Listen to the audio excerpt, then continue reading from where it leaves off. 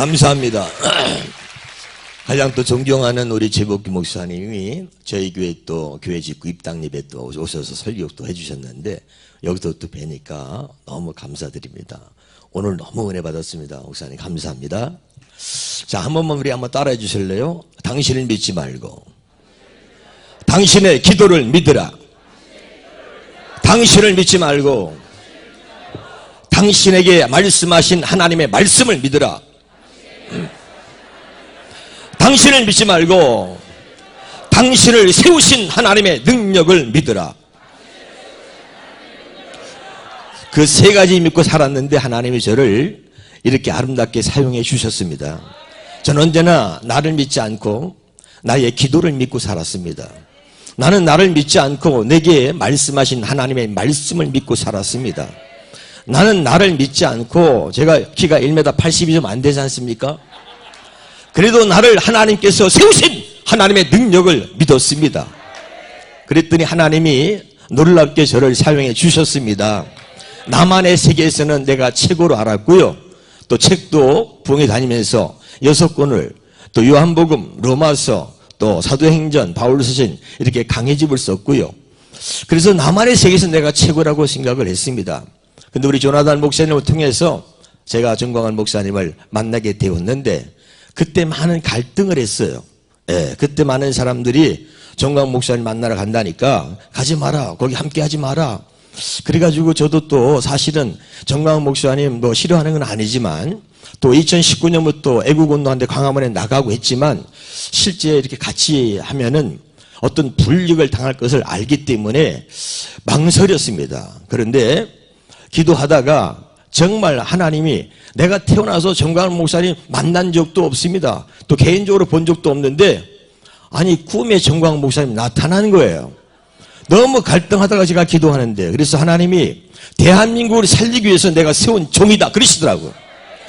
제가 그래서 딱 그 한마디에 딱 나온 겁니다.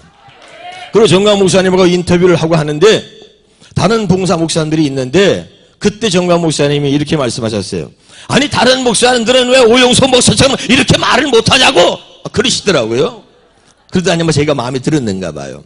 목요일 날 토크가 있었는데 토요일 날 국민대에 강사로 세우셨고요. 토요일 날 국민대 끝나니까 주일부터 또 당신교회 사랑제일교회 주일 저녁 예배 설교를 하라는 겁니다. 자, 그래서 제가 이렇게 함께하게 되었는데 정말로 제 예측이 벗어나지 않았습니다. 제가 정광환 목사님과 함께 한다는 그 이유 하나만으로 전 교인 중에서 80~90%가 떠났습니다. 제가 여러분에 말씀드리고 싶은 것은요, 두려워하지 마시고 정말 이것이 옳은 일이다 믿으면 온 마음을 다하여 목숨을 걸고 한번 애국운동 하시기를 주의 이름으로 축원합니다. 저는 한번 안 하면 모르지만 하려고 마음먹으면 완전히 올인하는 스타일입니다. 그래서 제가 제일 먼저 제 교회에다가 현수막을 걸었습니다. 우리는 자유민주주의 대한민국을 사랑합니다. 이렇게 지금도 걸려 있습니다. 혹시 여기 화면에 있으면 한번 보여주시면 좋겠고요. 또 교회 밖에 벽에다가 우리는 자유민주주의 대한민국을 사랑합니다. 이렇게 걸었더니 현수막 걸은 것만 보고 몇 가정이 나가더라고요. 그 다음에 주부에다 쓰였습니다. 국민혁명당에 가입하라. 지금은 자율통일당인데 그때는 국민혁명당이었습니다. 그리고 제가 국민혁명당을 가입시키기 위해서 또 정광환 목사님 통해서 제가 역사를 깨닫고 그 역사를 짧은 역사를 제가 전단지에다가 만들어가지고 전국에 350만 장을 뿌렸습니다. 그러니 여러분 하려고 그러면 제대로 하고 그리고 이렇게 이게 하는 건지 애국운동을 하는 건지 안 하는 건지 말로만 애국운동 하는 사람 얼마나 많아요. 그러지 마시고 한번 하려고 마음먹었으면 대한민국을 살리는 일에 한번 올인하시기를 주의 이름으로 축원합니다. 그랬더니요 안산에는 좌파가 거의 답니다. 그래 전부 다 더불어민주당인데 국민혁명당 가입하라고 그러니까 목사가 정광환 목사를 만나고 완전히 또라이가 되고 미쳤다는 거예요. 그러더니 이제는 막 다 나가는 거예요.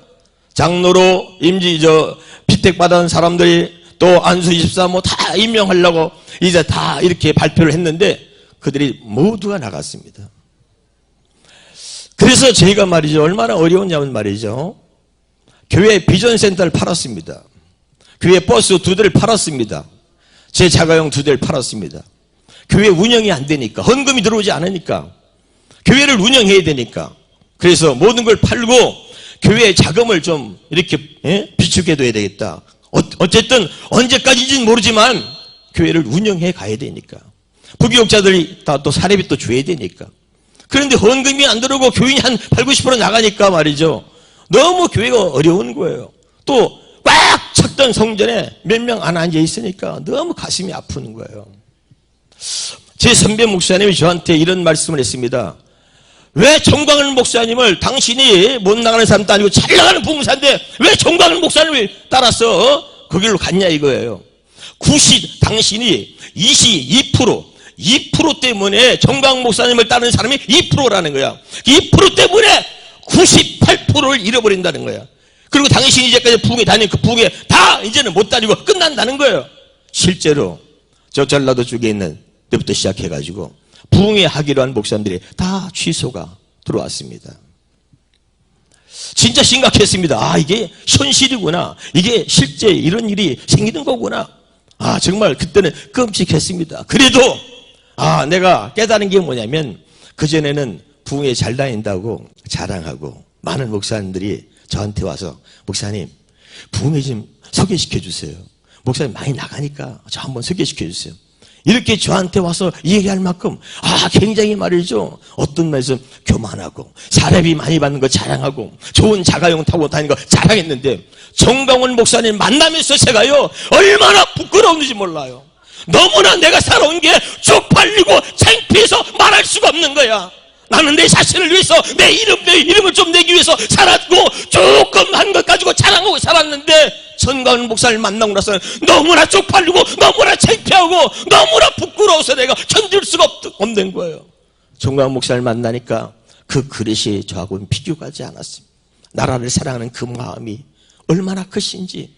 그리고 정광훈 목사님 집에 가서 같이 식사를 해보니까 40년 동안 그 사택에, 교회 안에 있는 사택에 사는데 아마 여기 있는 분들 누구도 아마 정광훈 목사님 그 사택보다는 훨씬 더 나은 환경에서, 나은 집에서 사실 거라고 생각해요.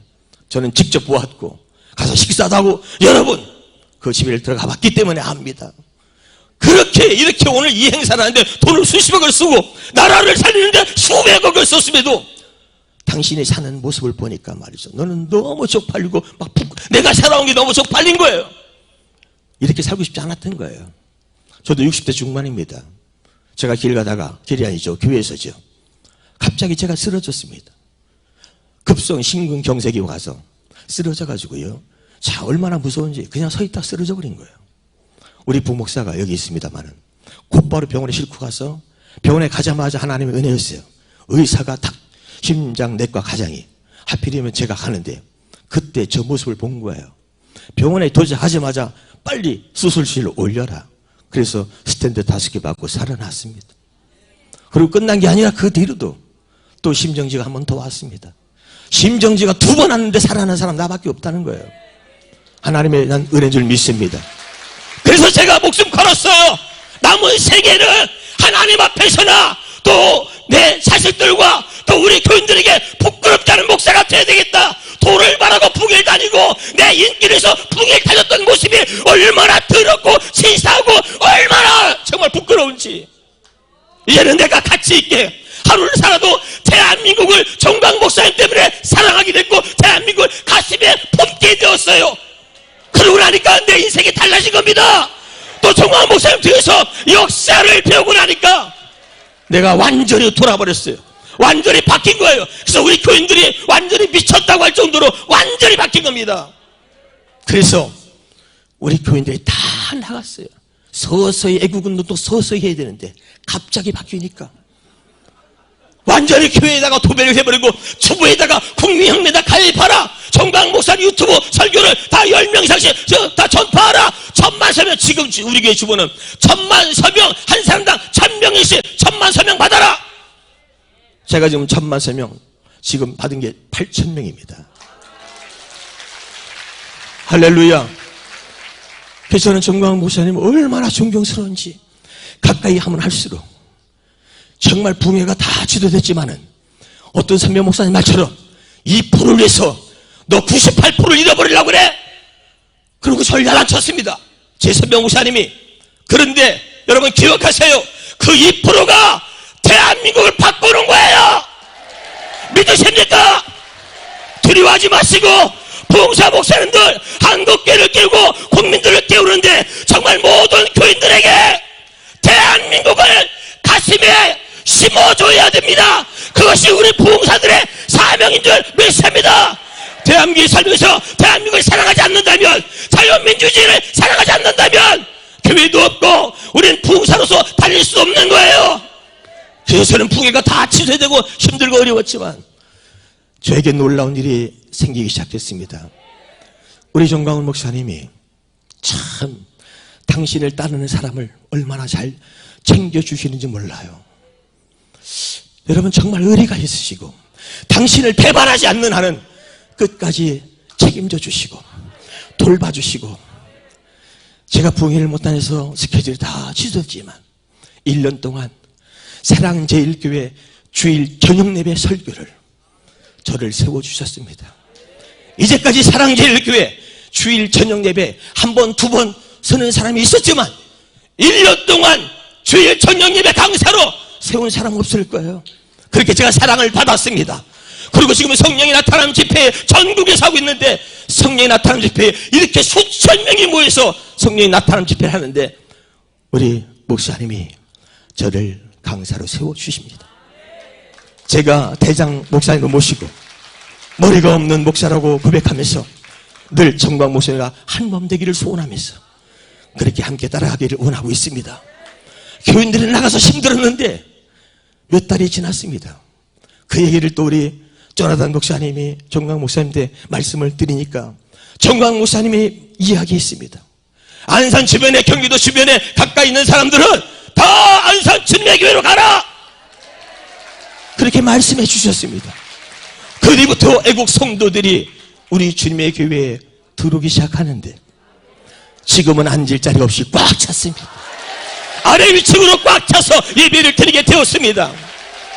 힘들고 어려웠는데, 그런데 하나님이 얼마나 큰 복을 주셨느냐. 지금은 오히려 교회에 빛이 있었는데 교회의 빛도 완전히 싹 갚았습니다. 그래서 얼마 전에 성전 봉헌 예배와 임직 예배를 드리게 되었습니다. 교회를 나간 사람들이 저주하면서 자 망했다, 저를 아는 또 좌파 목사들이 모르겠습니다만 저를 아는 많은 사람들이 오용석 목사 망했다, 교인들 다 나갔대. 또 여기 오신 우리 조엄남 목사님이 얼마 전에 통화하는데 저한테 그래요. 목회 그만뒀다며. 아니 이건 무슨 말이에요? 아니 소문에 그렇게 들린다는 거예요. 여기 조엄남 목사님 계시잖아요. 목회 그만뒀다며. 무슨 소리예요? 그렇게 소문이 났다 이 말이에요. 교인들 다 나가고 교회 망하고 오 목사 목회 그만뒀다 이렇게 소문 났는데 우리 교회 오시면 깜짝 놀랍니다. 그 전보다 더 크게 부흥을 이루었고, 여러분 좌파 성도들 이놈들은요 헌금도 안 해요, 11조도 안 해요. 아이 나쁜 놈들이에요. 그런데 나라를 사랑하는 애국 성도들이 오니까 그들보다 몇 배 더 헌금을 잘하고 순종을 얼마나 잘하고 말씀드릴 때마다 아멘을 얼마나 크게 하는지. 할렐루야. 나는 가장 행복한 사람이고 37년 붕을 달렸는데 정광훈 목사님 만나서 애국운동하는 그 1년이 내 생애의 가장 행복한 시간이었습니다. 제가 뿌리바라기는 우리 부흥사 동지 목사님들이요, 제가 부르는 노래가 있어요. 아빠 오실 때 줄줄이, 아빠 엄마 오실 때 줄줄이, 우리들은 줄줄이 가죠. 이제 여러분 우리 정광훈 목사님을 중심으로 우리 한국의 모든 부흥사들이 하나가 돼서 대한민국 살리고 한국교회 살리십시다. 감사합니다.